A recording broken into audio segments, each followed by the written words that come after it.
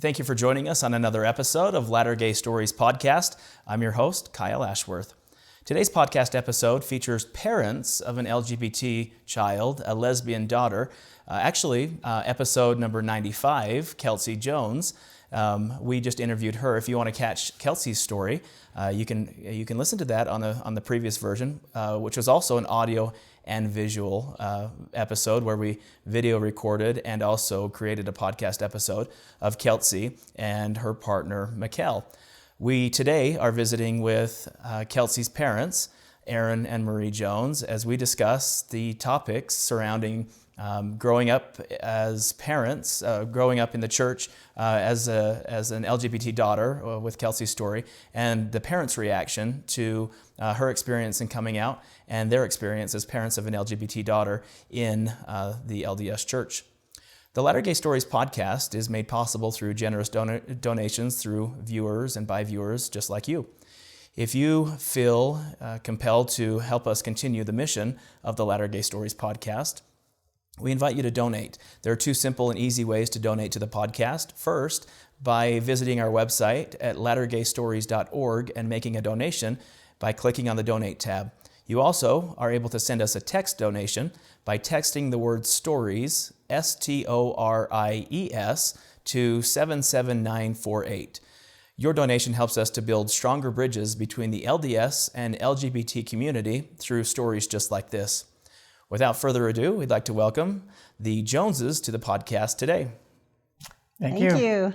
Thank you for joining us, and thank you for opening your home to allow us to come in and hear your story, which I think is a fascinating story about a journey probably of unknown spaces, especially for parents who, for all intents and purposes, did not expect to have a lesbian daughter, and that way forward to where we're at today. I don't know who to start first with. Who has the best story? She's the most talkative. Well, I'm not sure it's the best story, but he has a good story. Let's start. Just tell us a little bit about yourselves. Tell us where you're from, what you do for a living, and let's just get a little bit better idea as to who the Joneses are. we're both from southern Utah, born in St. George. So come from the same place, born and raised in Utah. And we got the opportunity to come to central Utah we're living in Monroe, and Marie works here at the elementary school. I work in Richfield for Snow College. Marie. Yes. What can I add to that?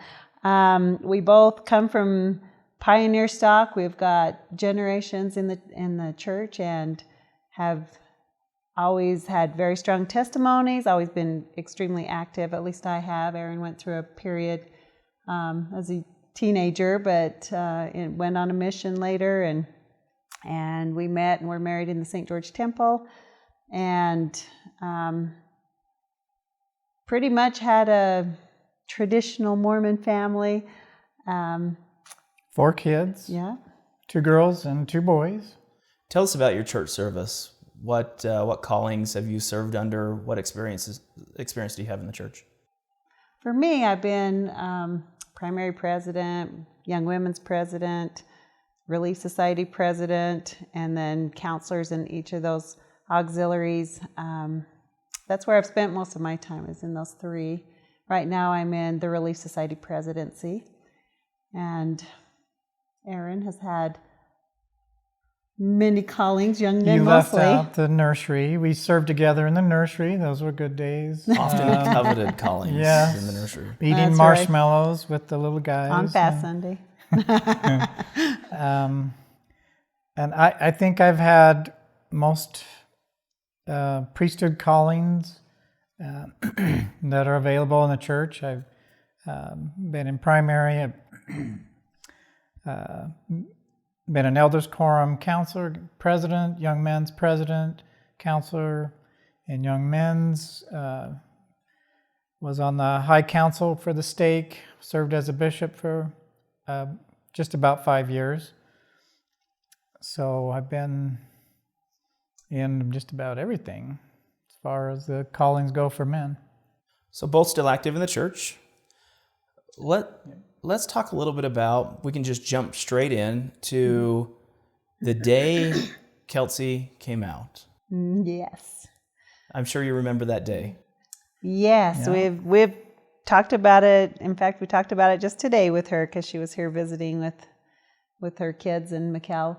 I remember right where we were. We were in the backyard, and I think we had just come home with a load of wood. And she said, I have something I need to tell you. And she was very nervous. Now, mind you, she had 2 children, and her husband was in the house. And that thought quickly went through my mind. Is she going to tell us she's gay? No, she wouldn't. Because I had never suspected. And then she did. But it took her a while to spit the words out. And we just cried and held her and told her we loved her no matter what, and it was okay. She made things very soft and easy for us because she told us she wanted to work on her marriage and make it work, instead of just saying she's turning straight to a lesbian lifestyle. And so as time went by, I can see we've had these little mornings. First she came out and told us, and we realized she wasn't going to have the life we thought she was going to have. And that there was a little bit of a mourning there for that. And then when she told us the marriage just is not going to work, and I guess my fear was for the children mostly, was what does that mean? And I felt bad for her husband, her ex-husband now, feeling like she'd been, maybe led him down this path of happy marriage, and it wasn't going to be. So I worried a little bit about him and how he was going to take that. So there was a mourning there. And then they were divorced, and she said, I would rather be single the rest of my life than be married. And so there was that, okay, she's still keeping the church in her life. And she mentioned how, well, maybe if I found the right guy, that maybe I could get married. I am lesbian, but so she kind of, that was another little step instead of a big step, all the way. Kind of smoothing it over for us. And so we're kind of going, okay, we're kind of accepting that and accepting the next step. And so it wasn't, some people, they have just that huge shock of, hey, my child is lesbian or gay or trans or whatever, and they jump right into a whole different lifestyle. And for her, it was more gentle. Baby steps. And so for us, it was gentle. But even that first couple days after she talked to us, her mother was on the internet. It's like, okay, what's going on? What can I learn about this? And how do we deal with it? And it's totally, well, not totally, I guess you hear about it, but everything that we've heard from our friends and neighbors and church members is negative. It's all negative. And so, and you never expect it to happen to you. It's like, wow. And can we just keep this in the closet? Can we just keep this quiet? So many closets in this topic. There are. So many closets. I didn't want my mother to find out. My dad passed away when I was a teenager, but I just knew my mom's thoughts on the subject already. So I was like, well, just not tell anybody and keep it a secret, and and we'll all be okay. So we went for quite a while, nobody knowing, but I was dying inside. Let's talk about that. What inside was dying? What did you want to say, or what did you feel compelled not to say? I think the shame, first of all, I always thought a child had to have been abused to be gay, or the parents were overbearing or not, or, what did we do wrong? So I felt like there was maybe something. I kept asking her, Kelsey, were you abused? Tell me, you can be honest with me. Were you abused? She goes, Mom, I had like the best childhood anyone could ask for. I was never abused. And so, well, what caused this then? Something had to have caused it. Of course, I didn't know she'd been feeling those feelings since she was little. I'm just finding out as she's an adult. So in my mind, I feel like something must have happened to create it. And I remember just being at school. I'm a school teacher, and I'd be teaching, and all of a sudden it would just hit me like a ton of bricks. I've got this secret, and I don't know quite how to deal with it. And so, and I couldn't let it affect my job and what I was doing, so I just put on my smiley face and carry on. And it was really some difficult times trying to figure out how to work around and work with this new knowledge I had. And of course, what's going to change? Of course, we love her. We just need to know what we need to do to navigate this new journey we're on. So, moving. It's scary because you don't know what's going to change. Is your standing in the church going to change? Is your relationship with old friends going to change? Right. Your bishop or what? There's it makes you nervous and you wonder and that you know that the hopes and dreams you have for that child are now changing. And it wasn't a real fast change either. I remember thinking and talking. I think I actually mentioned to Kelsey that I thought she was this strong spirit and that she could, still take this challenge that she got in the pre-existence or something. Now she's on earth and she can, take this on and be this warrior and whatever, that kind of a thing before I learned more about who she really was and what her reality was for herself. Yeah. At this time, Aaron, what calling did you hold when Kelsey came out? I think I was a first counselor in the young men's. He had just been released as bishop probably within a year before that. Yeah. Probably not even a year.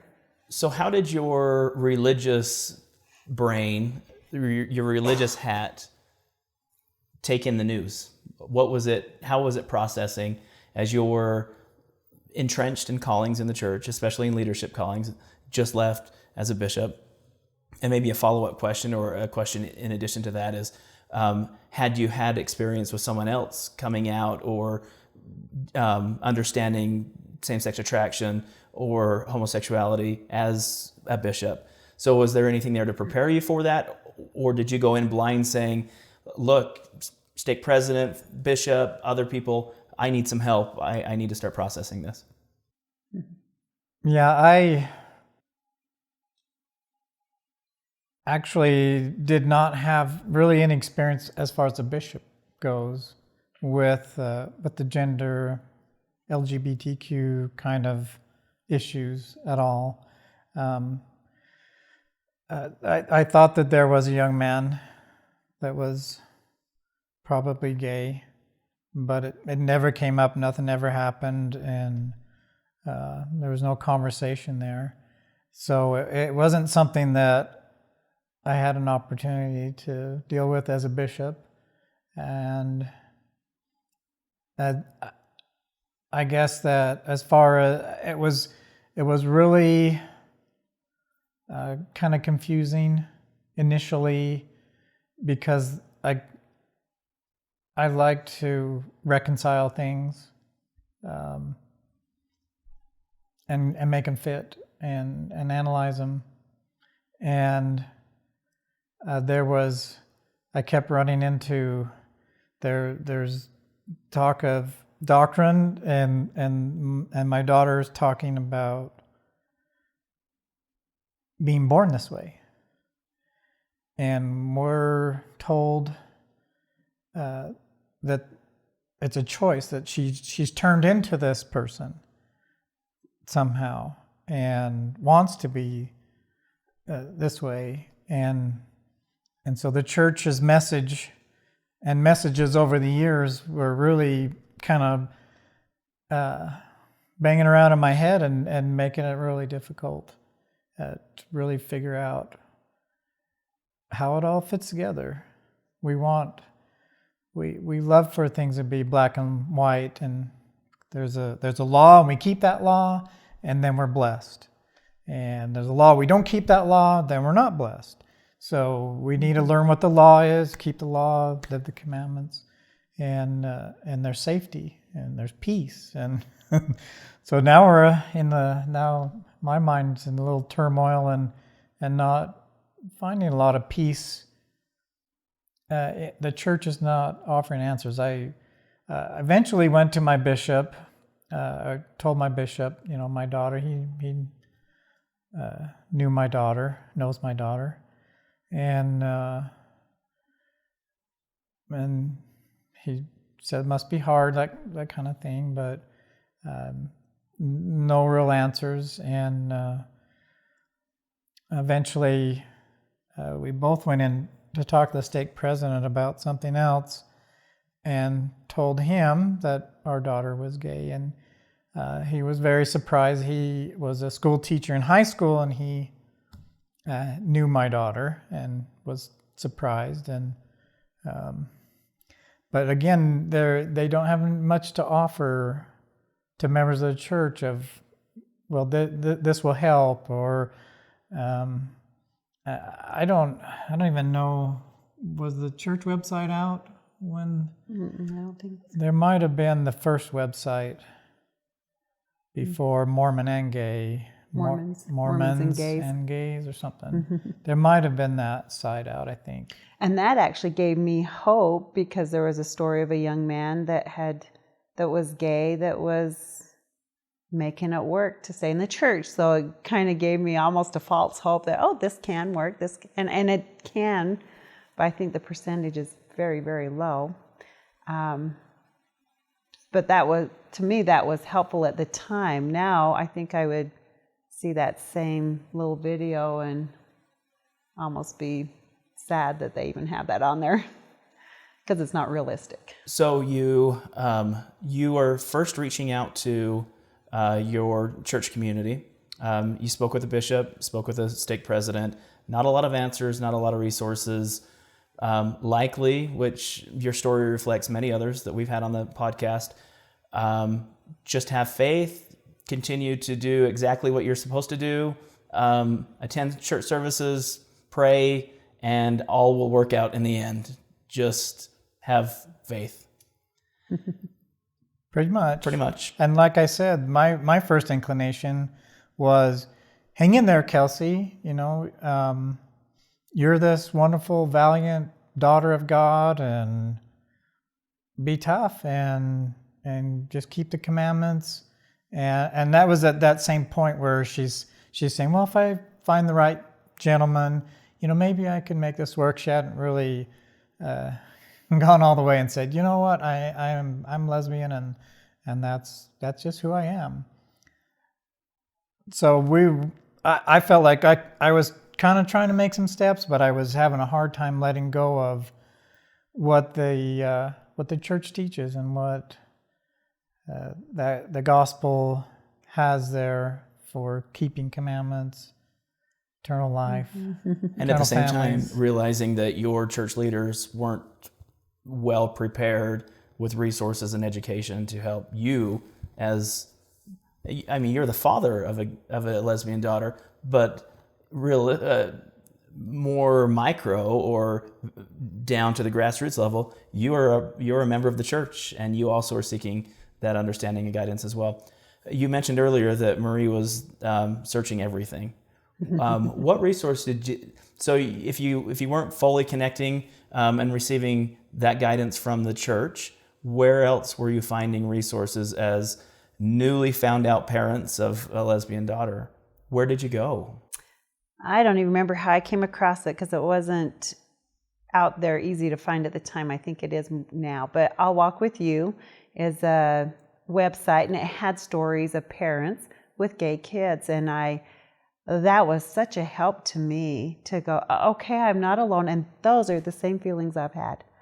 And it was so good to hear people be authentic and talk about their initial reaction, and then how they have loved their children. And I love this. I feel good about this, that I can embrace her and love her completely, which I wasn't planning on not doing, but just hearing other people being able to do that, and starting out the same way we started out, feeling those same feelings, and that shock, and the almost the shame of, what are people going to think about the Joneses, so that was so helpful. And then they have a private Facebook group, and I was able to get in that Facebook group, and there was about 300 members at the time when I came in, and now there's probably 1,400 now, parents with gay kids that are members of the church. And this specific Facebook group is for parents that are still navigating the church with a gay child and haven't so much left. A lot do leave, and even just this last week, a parent on there said, well, I've got to go. I'm going to leave this Facebook group because I am leaving the church now. And that seems to be something we see quite often, that it's just hard to navigate both, to have a gay child and yet hear the teachings and realize my child is not broken. My child came this way. There's nothing wrong with my child. And how do I navigate what the church is saying with having a gay child? Let's travel down this difficult road. You both are seasoned members of the church. You went through Spencer W. Kimball times, Mark E. Peterson. Our favorite prophet, because he was while we were in our youth. So. Yeah. Love President Kimball. How do you react to some of the very difficult and, I hate to say incorrect, but often incorrect teachings of Spencer W. Kimball in relation to what you're experiencing in your own family? Right. You got some thoughts on that? That's hard. It is really. Initially, I'm not super judgmental, I guess. I'm a little bit. But to me, I cut President Kimball some slack, just in that there were a lot of people, I think, at that same time, just everywhere in the world, who are trying to say, we think we know what this issue is, and we think we understand, and it can be fixed. And also in the church, things that have to do with anything that could relate to sexual things have been very, looked at as taboo, serious sins, and you don't talk about those things, and you live the law of chastity. And so I think that a combination of things were really kind of pushing him that direction, and he just took a real hard line and decided that he knew, and I never really thought about it till my Kelsey turns out to be lesbian, and we start learning about it and going, oh man. I didn't realize all that that was said in that book, even though I've read his book. They're so far off from the truth. Now it's obvious how wrong their thinking was, and their ideas of, well, just get married or get reparative therapy or take the right hormones, or all these things that are just so not helpful and wrong. But how do you deal with that? There are people in the church, and there continue to be people in the church who have wrong ideas, and they are, I look at it as they are individuals, and they are making decisions, sometimes the best they know how. Sometimes they're being prideful and ignoring things that they shouldn't. But for me, my testimony is not in individual people. And even though I have prayed and have felt the Spirit confirmed that we have a prophet, that Joseph Smith was a prophet, that we have a prophet today. There are still individuals who are doing the wrong thing, in my opinion. Marie brought up a few examples that your daughter wasn't broken, that she didn't need to be fixed. There was nothing about her that was wrong. What other things do you think are traditional myths or misunderstandings in the church that are being taught that are contrary to your experience with a lesbian daughter? I struggle with their stance on gay marriage. I feel strongly that Kelsey needs to have relationship. I think we're all meant to have relationship. We are healthier, we're happier if we can have relationship. And so to deny anybody that when it comes absolutely as natural for her to be with another woman as it is for me to be with my husband, I have a really hard time with that. And the church is pretty strong on that point of view too, that they need to live celibate lives. And yet our own general authorities, if their wife passes away, they're very quick to find another spouse. So they're not trying to reproduce, they're not trying to bring children into the world, but they need companionship, and I think that's very critical. I know they feel like, well, if it's not a man and a woman, you're not able to reproduce, and so there must be something wrong with that, and it's not okay. But through what we have learned, and I have spent many hours on my knees in prayer, and I feel like it's all okay. It's really okay. And I know that's not what the church says, but I have to go off of my own personal revelation there, that it really, truly is okay. And I don't know how it's going to work out. I haven't received that. I don't know how that looks. I just know it's okay. And I want her to be happy.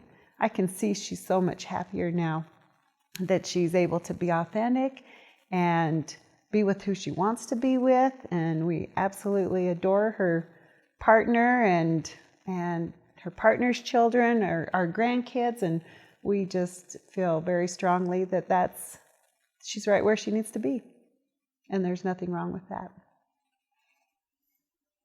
You know, I was praying, trying to decide, am I off base? Am I wrong about my daughter? Should I be tougher on her? Should I be expecting her to be to act differently, to be celibate, to conform more to what the church would like to see? And one morning I woke up and was pondering this. Kind of the question that I asked was,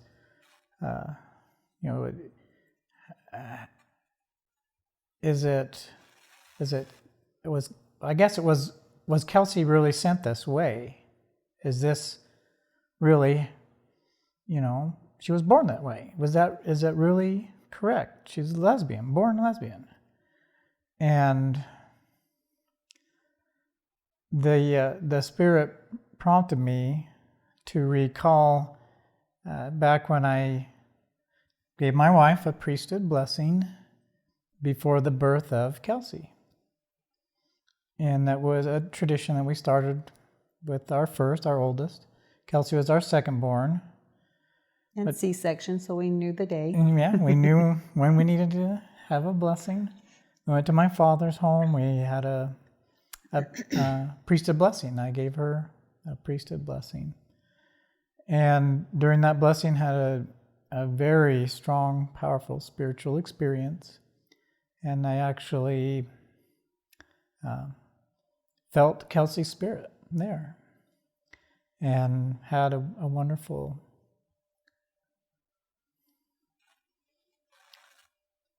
just very spiritual moment with her.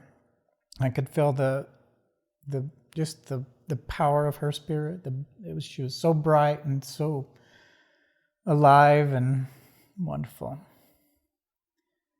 And that person was born and grew up and is my Kelsey. She's not any different. That spirit who is her came the way God intended for her to come. And it really helped me a lot in trying to navigate what kind of feelings I should have as far as the gospel is concerned, as far as the church is concerned. She is who she is supposed to be. And I smile now because at that time I thought, oh, this is the most wonderful, powerful, spiritual being that I could imagine. And so it's going to be a boy, and he's going to grow up to be like an apostle or something, because that's the kind of spirit that was. And so you can tell what kind of background I came from. So that's the thing that came to my mind. I was so confused when she was born the next day, and it was a girl. And it's like, really?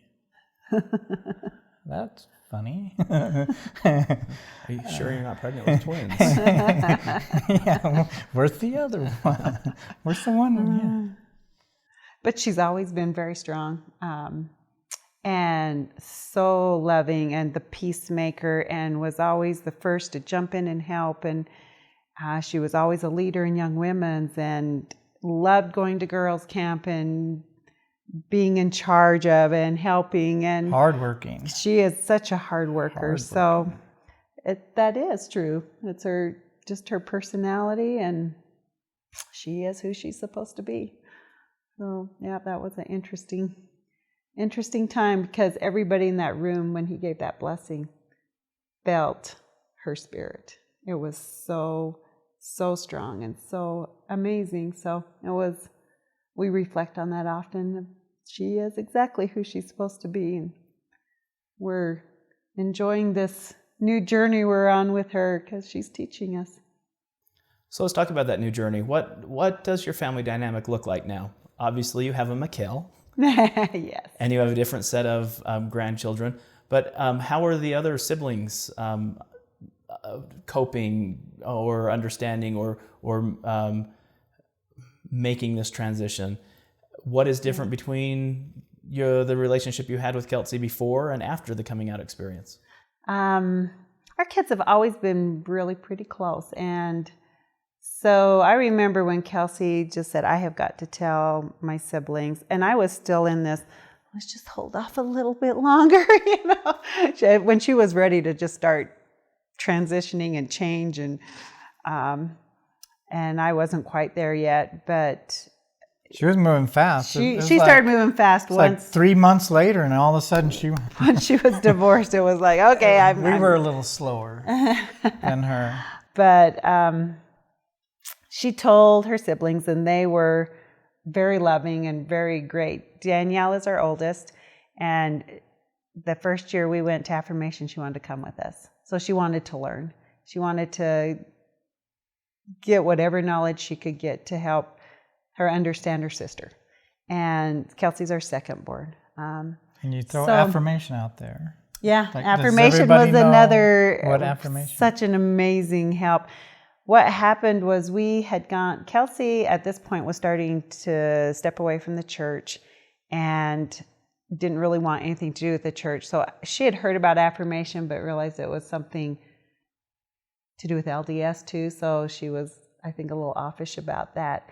We had I was just starting to find anything I could find, and Jill Rowe was having a gathering at her house, and I said, let's just go, and so we took Kelsey and we went to Jill's house, and it wasn't exactly what we expected. They were doing some review of a play that was coming out of I think Carolyn Pearson had written, anyway. But we got to meet Jill, who was a parent of a gay child. That was our first experience of being with somebody else. And Jill was so down to earth and so happy. And she just took Kelsey right under her wing. She says, you are going to affirmation, and I will make sure you have a scholarship. And, it was just she was so helpful there. And Kelsey was, okay, all right, I like this person. So Kelsey went and had a fantastic experience. And we took our oldest daughter came with us, and she just had such a love for these people. When you hear their stories, all of a sudden your heart starts to change.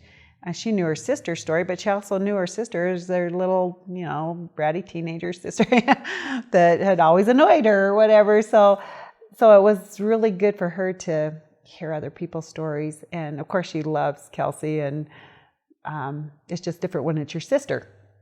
And that was super helpful to have Danny start doing her own research and her own learning and trying to understand.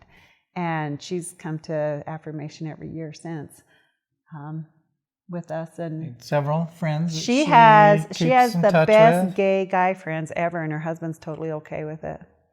And she Facebooks them, and they correspond and whatnot. But that's been really fun. It's been really good. But where was I going with that? Well, and Logan, our oldest boy, is Kelsey's younger brother, and Caden are both pretty supportive. Yeah, they're really okay with it. They have treated her just like Kelsey, just our sister. And actually, Logan was hilarious when Kelsey wanted to introduce us to Mikkel. Then all the siblings and Marie and I went to Kelsey's apartment and met Mikkel, and Logan just started quizzing her with all kinds of questions. Funny questions. Some of them were hilarious. And Mikkel just took him like a champion. And but we like to have fun together, and so that's part of who Logan is. But it was, yeah. Well, and Logan's wife's dad is gay. And so when they were dating, and Logan had just found out his sister's gay, and he knew this girlfriend's dad was gay, that almost brought them closer together because they had something in common there. They could understand each other and in that respect. So, yeah. And then Caden's our youngest, and he's, I think, very supportive and loving toward his sister too. So a great family support. It seems like they have embraced Kelsey no differently than they had before, understanding her new dynamic. How has the community and your ward family treated the topic? What changes have you seen? What was good, commendable about their reaction? And where are areas that members of the church can do better? Right. I think I'd already mentioned that my Really Society, maybe it was before we started the podcast. Anyway, I'm in the Really Society presidency, and my Really Society president is a counselor and works with the gay community quite a bit for her professional life. And she said, and I had confided in her that Kelsey was lesbian, and she said, Marie, you have got to come out of the closet. You'll feel so much better. This was probably 2.5 years ago. And it's probably been about 3.5 years since Kelsey came out. So I just would sweat bullets every time I thought about it. How do you do that? I'm in a very conservative, rural area of Utah, and to come out, and Aaron had just been released as bishop, and wondering what that will look like to come out. But I prepared a lesson, and Logan, our son, helped on his mission. He had a great story about dealing with trials in your life. And so I invited Kelsey to come. Danielle came, and my 2 boys even came to Relief Society. Aaron was the only one not there because he had to teach young men's. But I gave this lesson on adversity, and then at the end I said I had a secret that I was planning on keeping a secret the rest of my life, and tied it into the lesson, but told how Kelsey is gay, and she had grown up in this ward through her teenage years. so the people knew her. And she was there, and I had asked her at the end to talk about her experiences of growing up in the church, knowing she was gay. And it was really tender. It was really sweet. And afterwards, had almost like a reception line of people there to hug and to let her know how much they care about her and me. And that was so good. It felt so good to know people knew and they still loved us. And I'm sure there were some that walked out of there in disgust, I'm guessing, but I felt very much love from the sisters in that ward that day. And I think it was good for Kelsey to be able to give a little bit of her experience of what that's like, to know how your feeling inside is so looked down on and looked upon as sin. So that was really good. I don't know what her experience was. I need to go watch the podcast you did with her. Episode 95. Let's see what she had to say about it. But I felt like it was good for the sisters to actually hear from her. As word was trickling through, that now Were you nervous for us? I don't recall being especially nervous. I was dying. I know you were stressed totally. I actually was hoping that there would be a little bit of, I don't know, some feedback of some type. But a few sisters mentioned something to me about just it was a wonderful lesson. It was very good. But nothing. It was, I guess, a little disappointing to me that I didn't really get a chance to interact with the brethren of the ward. I know that there a lot of wives went home and told their husbands that the word got out fast. That the Joneses have a lesbian daughter.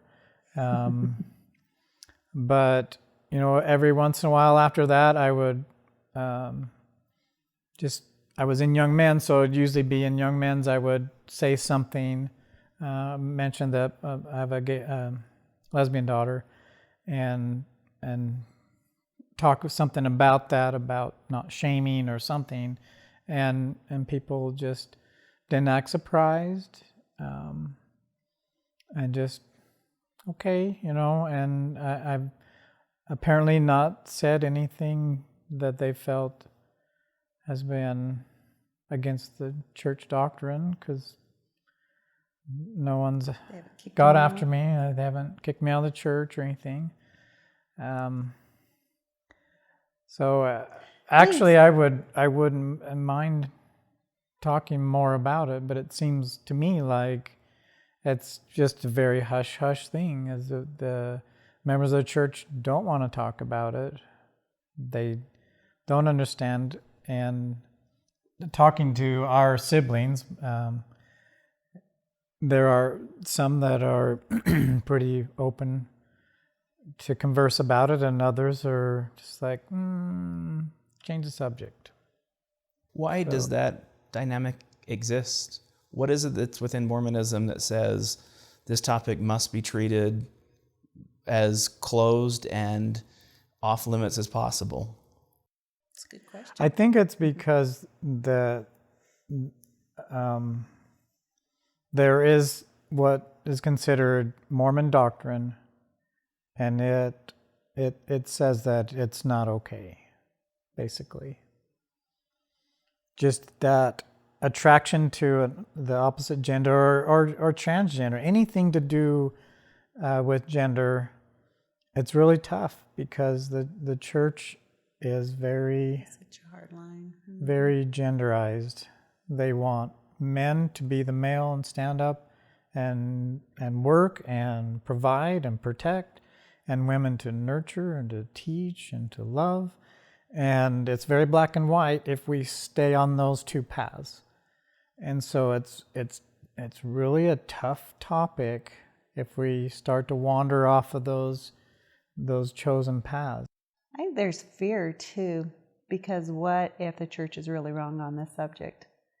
And our siblings are, at least the ones we've talked to, are very strong, active in the church. And I think there's a little bit of fear of, we know Kelsey, we've loved Kelsey all her life. Oh, now what? The church says that. I think there's some fear there. The fear is we better not talk about it because it might expose the church for an inaccuracy. Right. How does the ninth article of faith play into a topic like this, that we believe that there are things yet to be revealed? Does something like that have a place in understanding homosexuality and gender identity? Gives me a little hope that things will be. I wonder often why it hasn't happened yet. I feel strongly that it will, or it needs to. But I guess there's that little glimmer of hope that it will someday. I hope it happens in my lifetime. What is your reaction to a member of the church that says to you, directly or indirectly, you're condoning, Oh yeah, I've heard that. You are perpetuating something that is just the doings of Satan, that this whole experience is not of God. Spencer W. Kimball said clearly God would not have created a homosexual because each of us are created in the image of God himself. Do you believe God's a homosexual? That's blasphemy. So that's what he said. That's blasphemy. Yeah. Why would you continue to say it's okay, that we love our daughter, that we wish her to be with a partner, and we want the best for her, when religion is offering something completely different? That great commandment that we love God and then we love our neighbor, and it's not my job to judge. Like I said, I've already felt strongly that it's okay. And I can I can find peace in that. I know what the church says. I know what I've already felt. And I'm just going to go with what I have felt and know that it's all right. It's all right. My little eternal family hasn't been destroyed because of this, which in the beginning I think was like, oh, I'm glad she's going to live straight to the church, because it means our eternal family is still in check. But I don't feel that way anymore, that she has to be a part of the gospel in order to, or a part of the church, I should say. One thing that I've learned, I think has been really so helpful in my life through this journey with Kelsey, is I learned how judgmental I was. And I felt like the church was helping me in that, to be judgmental. The people around me, a lot of them were very judgmental. And I was caught up in that very much. And I am trying very hard to get out of that, to stay out of that area of judging others, and not just LGBTQ, but anybody. I'm not judging them on race. I'm not judging them on hair color. I'm not judging. I am refusing to be judgmental. And I know that's hard for some people, and the thought came to me a little while ago that, we have commandments. We're asked to live commandments, and I think commandments are great, wonderful. Obedience is like a foundation of heaven. I believe that. But the commandments are for me. And I am the only one who needs to worry about the commandments. I don't need to worry about Kyle keeping the commandments, about Marie, about Kelsey. I don't need to worry about anybody else and how they're keeping the commandments or what they're doing in their life to keep the commandments or to be worthy or anything like that. That's all on me. I keep my commandments and I do the best I can, and I don't judge myself against anybody else. I don't try and tell them how to live any commandments. Someone we were reading said, in one of the posts, probably on A Walk With You, that you're pretty brave to take on God's job of judging. And I'm like, yeah, amen. I don't want to take his job. That judging is not for me, but loving is. The commandments that say love others, like Marie was saying, that's what I need to do, is look at other people and say, well, how can I love them better? How can I minister to them better? How can I make their life better? How can I serve them? Those are the things I need to look at others and try to determine. I'm not there to judge them that they're poor little dirty, snotty-nosed kids, so they need, I'm not here to do that, but just to love and lift and help. And I think about several scriptures, and both the Bible and the Book of Mormon talk about charity, which is the pure love of Christ. And if you don't have charity, when everything's all wrapped up and done, you don't have anything. You don't have a home with Christ. You don't have eternal life. You have to have charity. And it's very specific in the scriptures that you can be a prophet, you can be an apostle, you can have the gift of tongues, all these things. But if you don't have charity, then what do you have? You have nothing. You've missed out on something. And so I think about baptism, confirmation, ordinances of the temple, endowments, sealings. Which one of those ordinances will save us in the end if we don't have charity? So why do we worry about people not having this or getting that or being ordained to this? That's up to them. That's what they're working on. What we need to work on is loving them, ministering to them, serving them like Christ would, and developing charity, that pure love of Christ, and that will bring us all together in a perfect place hereafter. That's how I feel about it. I love it. So you're working hard within the trenches of the LDS community to foster a better understanding of the LGBT community. What advice do you have to the LGBT community in relation to understanding the LDS position? And how best should the LGBT community reach into the LDS community to better understand this topic? The one thing that I've noticed, and I think it's actually both sides, if it's something close to you, you get sensitive about it.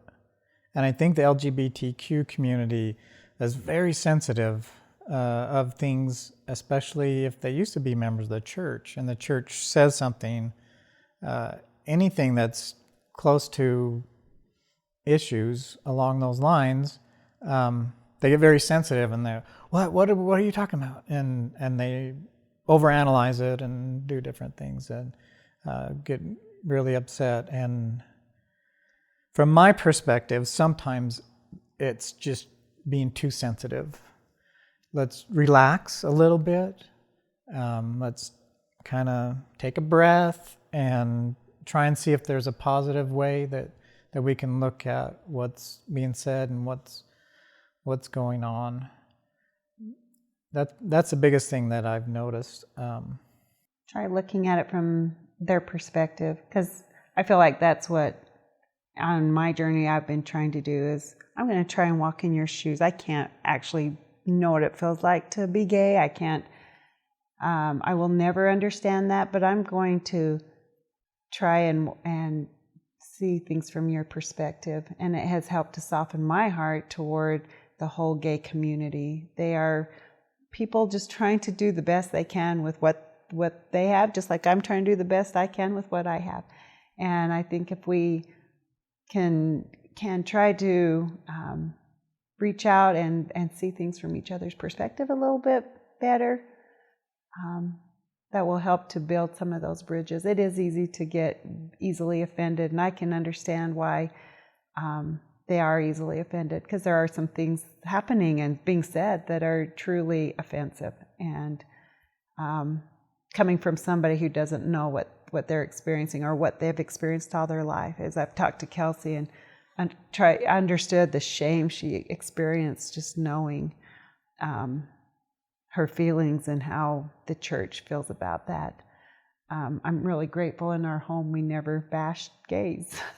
So that, very relieved about that. It just wasn't ever anything, wasn't a topic that I felt strongly about one way or the other. And so, but I can see, a lot of our gay community have grown up hearing their parents say very derogatory things about who they are without knowing who they are. And I think we just need to try and see things from other people's perspective a little bit. And sometimes it takes a lot of effort to do that when you've grown up feeling one thing or learning as we have in the church. I'm talking about the LDS now, trying to understand the LGBT. As far as the LGBT community, trying to understand the LDS, we had a conversation today with Kelsey, and she, because I asked her about her feelings of us still being in the gospel, in the church, and she said, if that makes you happy, I'm happy for you. And I appreciated that she's not upset that we are still associating with the church, and she sees that it's kind of our tribe too. Our tribe has become her tribe, the LGBT community, but we still have this tribe too. I want to see a mesh a little better. I would love to see things, because I love both. Somewhere out there, you had mentioned this earlier in the podcast, somewhere out there are parents who have yet to find out that they have a LGBT child that has yet to come out to them. How do we take this message to parents ahead of time, proactively, that throughout this podcast, we've talked about a variety of things, not saying derogatory things in the home, being very favorable to all people, not judging, understanding the path is different for everyone. Mm-hmm. How can we better reach the LDS community to say, we need to do better? We need to understand this topic more, because there aren't telltale signs for every family that says, I have a very effeminate son, I'm pretty sure he'll be gay, I'll just wait for him to come out.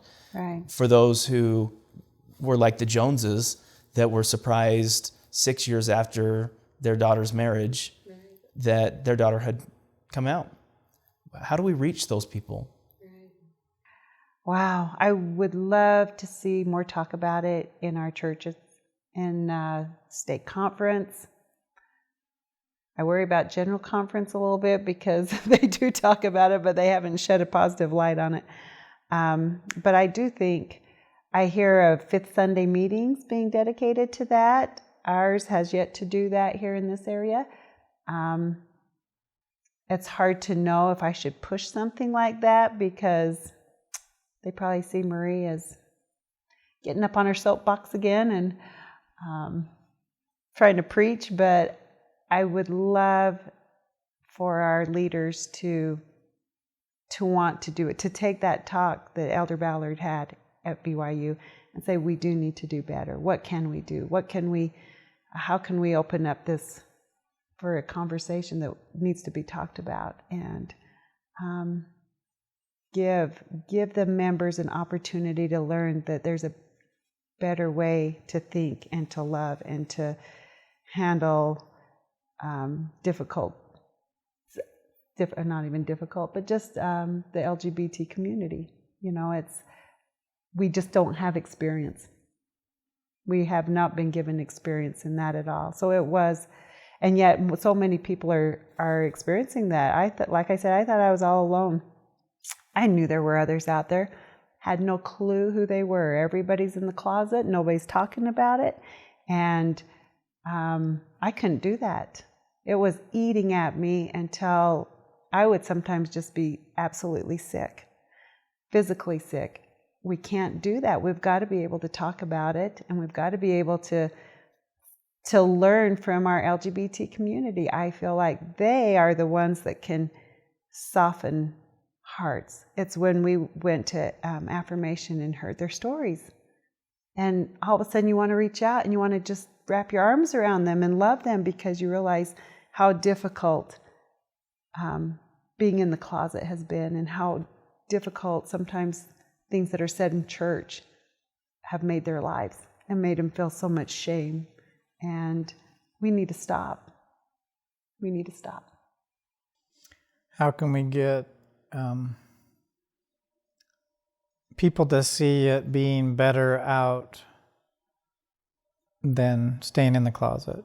So I don't know, that's a tough one because of the culture. The conversations need to come up, and they need to be there. We need to talk. We need to tell stories. I need to talk about Kelsey. That's my story. That's my daughter, and it means so much more when it's personal stories and real life, and not, oh, I heard this, or this is a story that's been out on the internet or whatever. It needs to be people like us and others who have that conversation and get people talking about real stories, real people. But how to generate that? Man, that's hard. Like I said, I kind of wish the brethren would talk more. The sisters, they get sick if they don't talk. The brethren, they're like, man, we're better off not talking about that. We're okay, we're tough. I don't know. Guilty. I also think so much of what people know and understand about the gay community is what is portrayed on the news, and it's not the positive. It's the more flamboyant. We're at pride parades doing sometimes ridiculous acts or things, and that's what they see, and they need to know they're just like you and me. We have ridiculous heterosexuals out there, but we don't talk about that. Because we know the majority, and they're decent human beings, and we need to hear their stories and hear what these great people have been going through, and try to understand and try to learn and to love them better. Love much better. What words of advice or support can you give a son, daughter, husband, wife who's closeted right now listening to this episode, who fear the thought of coming out to their parents? Mm-hmm. From the parent's perspective, what advice can you give that person?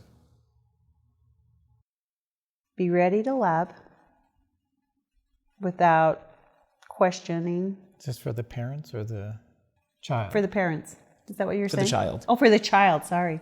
Oh. Because often people will fear coming out based on their perceived reaction of their parents. I don't want to come out to my mom and dad. Because they've heard things. They've heard them talk, probably. Well, Kelsey didn't hear that much from us, but she was still very nervous.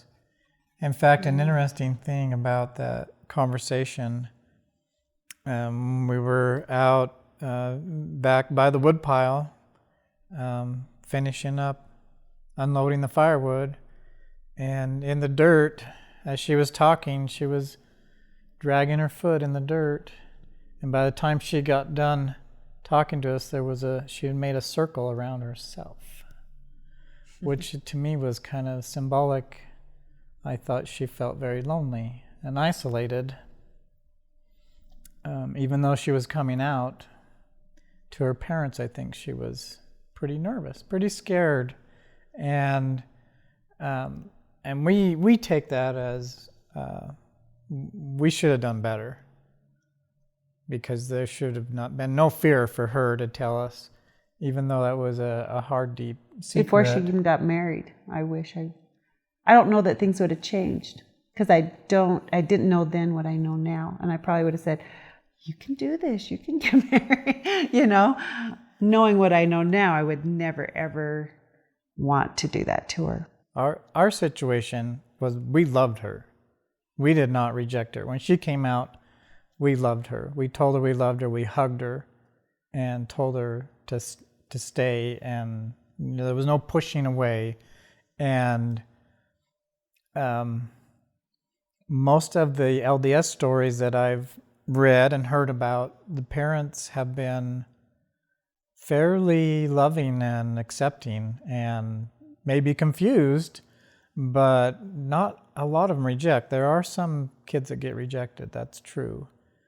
But I would say give your parents a little slack, and they birthed you and raised you. They love you. They really do. If they don't, shame on them. I think they're going to love you still. If you had 15 minutes with the First Presidency and the Quorum of the 12, what advice would you give them? 15 minutes of advice? Or you could take longer. Like we could give them advice. The one thing that makes me sad about all of our leaders, really, but the leaders of our church are so quiet about the issue. And pretty much the things overall that you hear are more keep the commandments, live the law of chastity, those kind of things. It's very commandment-based and obedience-based. And bless Elder Ballard's heart, he came out at BYU in that talk and said, come on, let's love all of our brothers and sisters. Let's get to know them. Let's do better. How much better that would have been in general conference for the whole church. Yeah, in general conference, it's very quiet as far as loving and helping and understanding and all those things. Standing up for, a lot of times this is very marginalized group that get pushed aside by all society, and we should be standing up for them. We should understand. We came from the East. Our forefathers came from the East because they were picked on, they were abused, they were beaten, they were killed, and now we have a group of people that's happened to them. It's happened, and we should be right there next to their side. And we should be cheering them on as sons and daughters of God, and forget about the genders and whatever orientation. And that's what makes me sad. The silence. It's deafening. I think we heard a message today. Any additional things you want to add to the LGBT community, to the LDS community, to the listeners of the podcast? I don't know. If you don't think anyone loves you, we love you. We love the saints. We love everybody. We love the LGBTQ community. And